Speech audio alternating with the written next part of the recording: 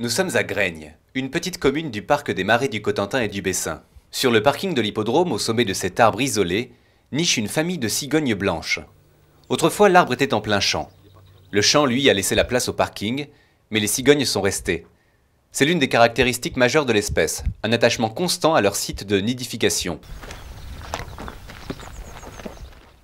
Habituée à la présence des hommes, donc, cette cigogne-là se laisse facilement approcher.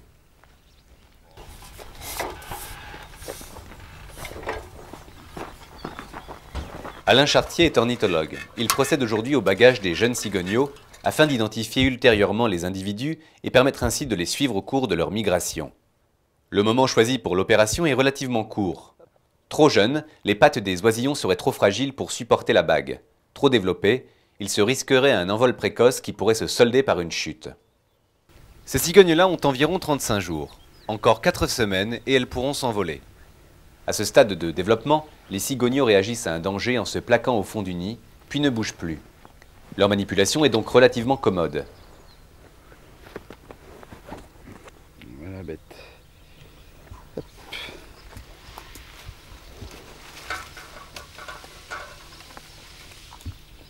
Mais aujourd'hui, Alain Chartier va être confronté à une désagréable surprise. L'un des cigogneaux est retenu au fond du nid par un fil de fabrication humaine. Il faut mon couteau. Elle est attachée, elle a une patte énorme.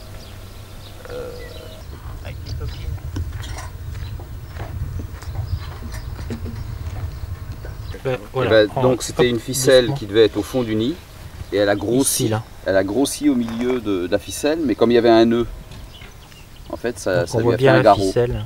Et du coup, bon, la patte elle est énorme, quoi. Regardez par rapport à la patte de l'autre, qui est pourtant un oiseau plus développé. Donc, ça risque de faire une septicémie, hein, à mon avis. Voilà. Sans l'intervention des ornithologues, la jeune cigogne était condamnée à une mort certaine. Elle sera soignée aujourd'hui par un vétérinaire.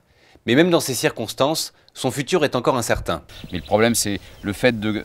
C'est le genre d'oiseau, si on le garde 3 jours, quand c'est des poussins comme ça, si on le garde 3 jours en captivité, ça devient de la volaille. Après, c'est nous les parents, quoi. Enfin, alors c'est assez catastrophique.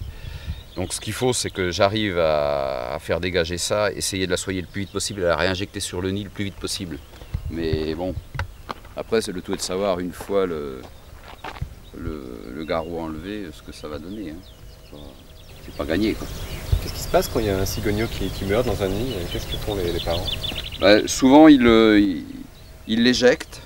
Hein, donc ils passent par-dessus bord s'ils peuvent, mais si l'oiseau est trop gros, il meurt sur la bordure et là ça sent un maximum. C'est pas très. Au moment où on monte, c'est pas trop sympathique. C'est ce qui serait arrivé de toute façon. Cet oiseau-là, même en admettant qu'il survive un bon bout de temps comme ça, de toute façon il est incapable de s'envoler. Ce genre d'incident est extrêmement rare. Il est principalement causé par la fâcheuse habitude qu'ont les cigognes de récupérer des produits de fabrication humaine pour garnir la partie centrale de leur nid. Donc là, une ficelle, plus la ficelle qui tenait l'oiseau là-haut, ou un morceau d'emballage de gâteau, oui, je suppose de gâteau.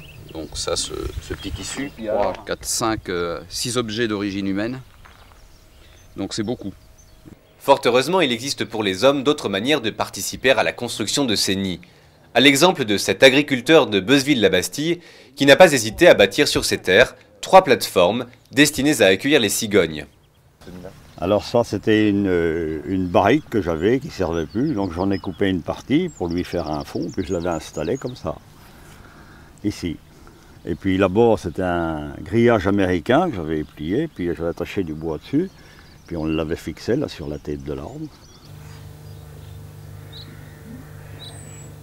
Le parc des Marais constitue un habitat de choix pour ces grands échassiers. Leur population ne cesse d'ailleurs d'y augmenter. Et cette année, on y compte pas moins d'une 50aine de nids, ce qui représente à peu près 300 individus. On a peine à imaginer que dans les années 70, l'espèce y avait complètement disparu. Et compte tenu de la richesse de ce milieu, on peut se demander pourquoi. C'est un peu historique, c'est-à-dire dans la mesure où c'était une espèce protégée, mais que les grands oiseaux en général étaient tirés, disons pendant des décennies et des décennies. Il a fallu attendre vraiment la protection effective de toutes les grandes espèces pour que les hérons, les cigognes, les rapaces puissent commencer à progresser. les gens tiraient sur n'importe quoi. Hein. Hein, heureusement qu'il y a eu une police de fête avec vraiment amende à la clé, et ça a calmé les gens, hein, parce qu'autrement, je suis certain que la cigogne, les gens tiraient sur des signes, n'importe où. Les premiers couples qui se sont installés, oui, il y a eu quelques problèmes à ce niveau-là. problèmes. Oui, oui, Ouais. dans les années 70. Oui. Oui, mais avant, sûrement, il y a eu ça, des Ça a été cigognes le qui gros sont venues. problème de toutes les grosses espèces. Voilà, c'est Ouais, ça. En général. Oui, et puis il y a eu une... Non, puis dans le temps, on tirait un peu sur tout. Hein. Voilà, c'est ça. Bon, c'est bon, ça. le Ouais. premier couple qui avait fait a un réussi carton. dans la région, c'était à Voilà. Croville-sur-Douve, et le jour de l'ouverture de la chasse au gibier d'eau, la femelle s'est fait tuer. Et donc le mâle a réussi à élever les jeunes parce qu'ils avaient déjà 6 ou 7 semaines. Et donc ils se sont bien envolés quand même sans encombre. Mais bon, c'était un acte délibéré et complètement idiot. D'ailleurs, le type, il a manqué à être lynché par, par les habitants de la commune. Aujourd'hui, la cigogne est devenue une figure familière des marais. Elle fait la fierté de ses habitants et ne manque pas encore de les émerveiller. On est le... Ah, dis donc. Ah, c'est incroyable. Vraiment, hein. Ah là là. On a l'impression d'être à côté. On a l'impression... c'est génial. Hein. Parce que bon, j'ai... Ah, 3, Ouais. il y a 3. Est-ce Oui, il y en a que- 3. Ouais, oui. ouais. Ah, c'est génial. Vous pourriez venir un week-end. Ah, oui.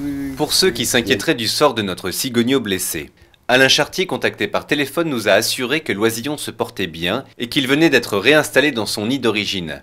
La date est de bon augure car ce jour-là, le groupement ornithologique normand fêtait l'envol du 2000e poussin de cigogne blanche né en Normandie.